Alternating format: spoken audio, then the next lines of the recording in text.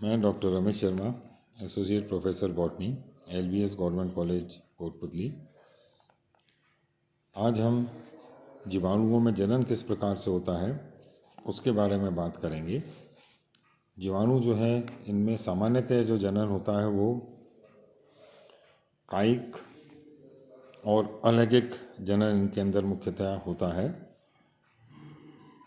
शुरू में ये मान्यता थी कि जीवाणुओं में लैंगिक जनन नहीं पाया जाता, परंतु इलेक्ट्रॉन माइक्रोस्कोप द्वारा देखने पर पाया गया कि कुछ जीवाणुओं में जेनेटिक रिकॉम्बिनेशन होता है जो कि यूनिडायरेक्शनल होता है।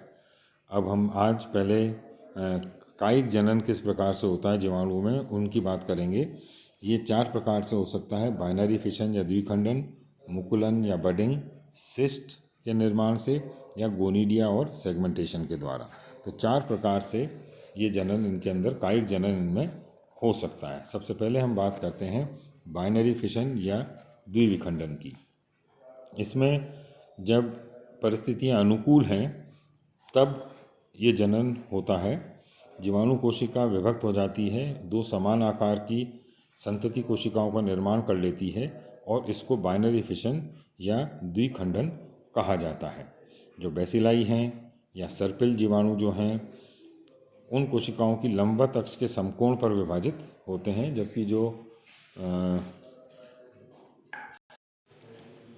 जबकि जो गोलाणु हैं, जो कोकस जीवाणु हैं, उनकी कोशिका किसी भी अक्ष पर विभाजित हो जाती है।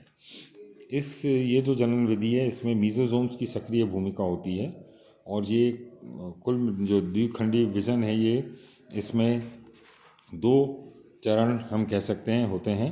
पहला जो है वो है डिवीज़न ऑफ न्यूक्लियर या जेनेटिक मटेरियल, जो आनुवंशिकी पदार्थ है केंद्रकीय, उसका विभाजन।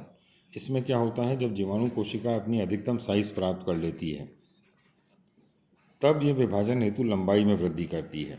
इसके बाद जो केंद्रीय या आनुवंशिक पदार्थ है, जो सर्कुलर डीएनए के रूप में होता है, इसका रेप्लिकेशन हो जाता है और रेप्लिकेशन होने से 2 डीएनए घटक यहाँ पर हमको मिल जाते हैं। ये जो दोनों खंड हैं, ये मीजोजोम द्वारा विपरीत ध्रुवों पर ले जाए जाते हैं और केंद्रीय पदार्थ के विभाजन के समय स्पिंडल फाइबर नहीं बनते यहाँ पर, जैसा नॉर्मल समसूत्री विभाजन या अर्धसूत्री विभाजन में होता है। अतः इस विभाजन को एमाइटोसिस कहा जाता है, असूत्री विभाजन। उनसे ये समसूत्री और अर्धसूत्री विभाजन से भिन्न है। दूसरा जो इसके अंदर चरण है वो है डिवीज़न ऑफ साइटोप्लाज्म या सेप्टम फॉर्मेशन। इसमें क्या होता है, इसके अंदर जो केंद्रकीय पदार्थ है उसकी विभाजन की अंतिम अवस्था में जीवाणु कोशिका के मध्य भाग पर कोशिका झिल्ली जो है वो इन्वेजिलेट होने लगती है। इन्वेजिनेट होने का मतलब है वो उसमें अंतर वलय निर्मित हो जाते हैं, अंतर वलय वो अंदर की तरफ जाने लगती है और ये सेंट्रीपीटल ऑर्डर में होता है। सेंट्रीपीटल ऑर्डर का मतलब है परिधि से केंद्र की तरफ। तो परिधि से केंद्र की तरफ जो कोशिका झिल्ली है वो आगे बढ़ती है और धीरे धीरे ये एक सेप्टम इनिशियल का निर्माण कर लेती है, प्रारंभिक का निर्माण कर लेती है। यह अंतर्वलन धीरे धीरे बढ़ता जाता है और कोशिका की सतह पर कंस्ट्रिक्शन के रूप में दिखाई पड़ने लगता है। फिर ये गहरा होता जाता है और कुल अंत में जाकर जो एक कोशिका थी वो 2 बराबर की संतति कोशिकाओं में विभक्त हो जाती है। तो इस प्रकार पहले केंद्र की जो पदार्थ था, आनुवंशिकी पदार्थ था, उसका विभाजन हुआ और फिर उसके जब वो दोनों अलग अलग ध्रुव पे पहुंच गया तब उसमें बीच में सेप्टम बन गया और सेप्टम बनने से अब ये दोनों कोशिकाएं अलग अलग हो जाती हैं। ये जो प्रक्रिया है ये प्रारंभ में बहुत धीरे धीरे होती है परंतु बाद में तीव्र हो जाती है। अनुकूल परिस्थितियों में द्विखंडन की प्रक्रिया 18 से 20 मिनट में पूरी हो जाती है।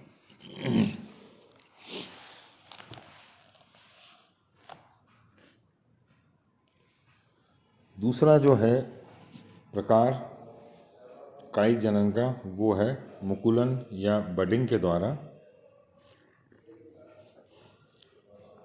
इस प्रक्रिया में जो जीवाणु कोशिका है उसके एक सिरे पर या उसके पास ही कोशिका भित्ति की मोटाई में कमी आ जाती है।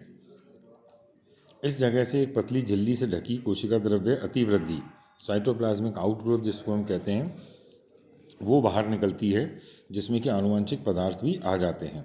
ये आकार में बढ़ती जाती है और इसे हम बड कहा जाता है।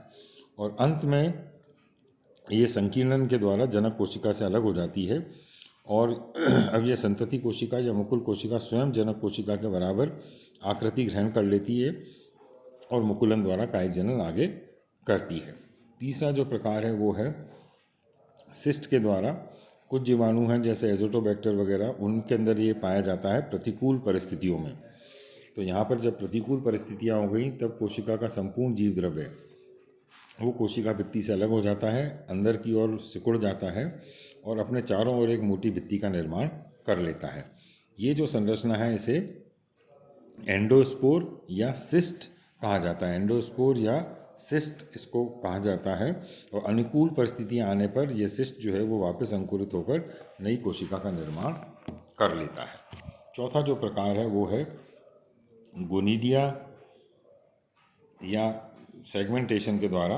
कुछ जीवाणुओं में कायिक जनन के दौरान इनकी कोशिका का जीव द्रव्य विभाजित होकर बहुत छोटी छोटी संरचनाएं उत्पन्न कर देता है, जिनको कि गोनिडिया कहा जाता है।